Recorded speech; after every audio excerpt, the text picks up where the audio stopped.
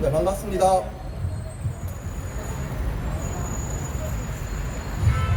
기본소득당 공동대표 오준호입니다. 작년에 이어 올해도 무연고 사망 노인과 자살 노인을 위한 추모 문화제에 정당 대표로는 제가 유일하게 이렇게 오게 되었습니다. 오게 되어서 참으로 영광으로 생각하고 또 뜻깊게 생각하면서 한편으로 마음이 무척 또 무거워진다는 말씀 드립니다. 추모의 자리이긴 하지만 조금 가볍게 이야기를 시작해 보겠습니다. 돌아가신 소설가 박완서 선생님은 각자의 나이에 0.7을 곱한 숫자가 그 사람의 실제 사회적, 생물학적 나이라고 말씀하신 적이 있습니다. 왜냐하면 세상이 많이 발전했기 때문에 예를 들어 같은 60세라도 과거의 60세와 지금의 60세는 다르다라는 것이죠. 그래서 0.7을 곱해보면 80세인 분들은 56세가 되는 거고요. 70세인 분들은 49세가 되는데, 그럼 여기 계신 분들은 나이가 어떻게 되십니까? 아마도 노인은 한 분도 없으실 것 같습니다. 네, 이것이 뜻하는 것은 저는 이렇다고 생각합니다.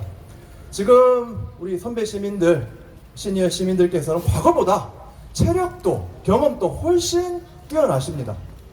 그래서 노동하고 사회에 참여하기를 원하고 있습니다. 그런데 이 사회는 노인 대접은 제대로 안 하면서 노인 취급만 합니다.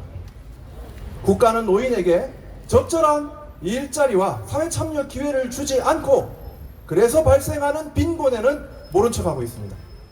그 결과 우리 사회의 존엄하고 소중한 노인 시민들이 고독하게 쓰러져 가고 있는 것입니다. 기본소득당 용해인 의원이 보건복지부에서 받았던 자료를 보면 매년 무연고 사망 노인이 1000명씩 늘어나고 있습니다. 자살률 역시 국민 전체 자살률의 2배에 가까운 노인 자살률을 보이고 있습니다. 노인은 오늘 또 어디선가 외롭게 혼자 죽음의 벼랑으로 다가가고 있는 것입니다. 윤석열 정부는 이른바 약자 복지를 하겠다고 합니다. 그래서 내년에 노인 일자리도 늘리고 노인 예산도 늘리겠다라고 장담했습니다. 과연 그렇게 하고 있을까요? 살펴보니 빚 좋은 개살구입니다. 노인 일자리는 늘어났지만, 늘어난다 하더라도 그 저임금과 질이 너무 낮기 때문에 소용이 없습니다. 노인의 숫자가 늘어나고 있고 물가가 치솟기 때문에 기초연금 예산이 자연스럽게 늘어나는 것일 뿐, 윤석열 정부 역시 노인 빈곤을 해소할 의지를 전혀 보이고 있지 않습니다. 오히려 윤석열 정부는 노인을 위한 필수 공공 서비스 예산을 뭉텅이로 삭감하고 있습니다. 학대받는 노인을 돌보기 위한 노인 보호기관 예산을 삭감했습니다. 장기요양지원센터 보조금도 뭉텅이로 잘라냈습니다. 이것은 무엇을 말합니까? 노인을 위한 서비스를 기업에 넘기겠다는 것입니다. 국가가 노인을 돌보는 공공의 책임을 지지 않겠다는 뜻입니다. 그런데 재미있는 것은 윤석열 정부가 공공 서비스를 삭감해서 남은 예산을 대한노인회의 보조금 지급에다가 또 늘리고 있다는 것입니다. 보건복지부가 노인단체에 지원하는 예산의 97%를 대한노인회 한 곳이 다 가져갑니다. 이것이 과연 모든 노인의 복지로 돌아오고 있습니까, 여러분? 오늘 같은 이 의미 있는 행사를 준비하고 있는 노후희망 유니온 같은 그런 단체에 지원이 과연 오고 있습니까? 아니요. 대한노인회의 임원과 간부들을 위한 특혜가 아닌가 의심할 수밖에 없지 않겠습니까, 여러분? 아니요. 또 윤석열 정부는 보편복지적인 성격이 있는 정책들은 모조리 삭감하고 있습니다. 그 결과 빈곤층 바로 위에 있는 많은 시민들이 코로나 같은 충격이 오면 바로 빈곤층으로 굴러떨어집니다. 우리 노인들이 바라는 것이 노인 예산 조금 더 올리기 위해서 일하고 있는 우리 자식들 그 일자리 복지 뺏자는 것이겠습니까? 노인과 모든 시민이 함께 누릴 수 있는 보편복지를 해달라는 것이 바로 우리 노인과 우리 모든 국민들의 요구일 것입니다. 우리가 원하는 것은, 기본소득당이 요구하는 것은 분명합니다.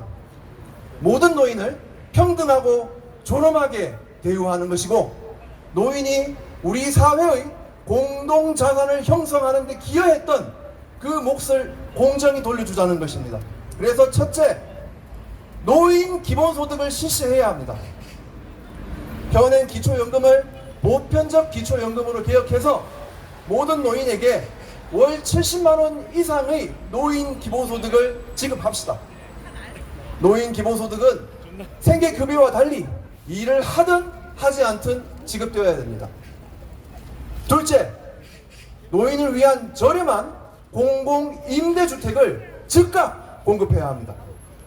저는 지난 대선에서 국가가 토지은행 같은 것을 만들어서 공공임대주택을 더 많이, 더 신속하게 공급해야 한다고 주장을 한 바 있습니다. 셋째, 노인의 노동 기본권을 보장해야 합니다. 공공 일자리의 질과 임금을 높이고 65세 이상 노인도 일하다가 쉬게 되면 실업급여를 받을 수 있도록 고용보험 제도를 개혁해야 합니다.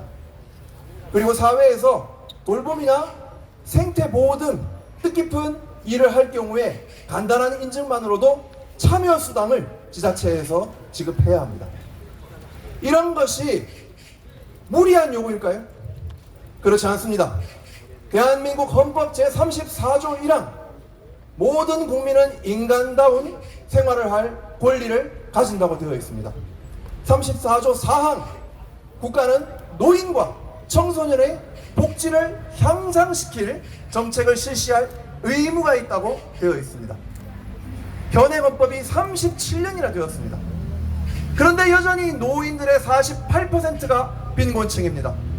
이웃나라 일본과 미국은 20%대에 불과합니다. 과연 대한민국 정부가 헌법을 제대로 지키고 있습니까, 여러분? 노인 빈곤의 개선 의지는 하나도 없고 그저 물가가 오르니까 몇 푼 더 얹어주면 그만이라는 윤석열 정부는 헌법을 지키고 있습니까, 여러분? 따라서 우리 노인들이 소득을 보장하고 자살 노인의 수를 줄이도록 국가가 나서라고 요구하는 것은 노인에게 그저 시혜적으로 이거저거 좀 해달라고 부탁하는 것이 아니라 주권자로서의 권리를 당당하게 요구하고 있는 것입니다. 그래서 저희 기본소득당은 노후희망 유니언과 우리 선배 시민들의 그 당당하고 힘찬 요구에 끝까지 함께 하겠다고 약속드리겠습니다. 감사합니다.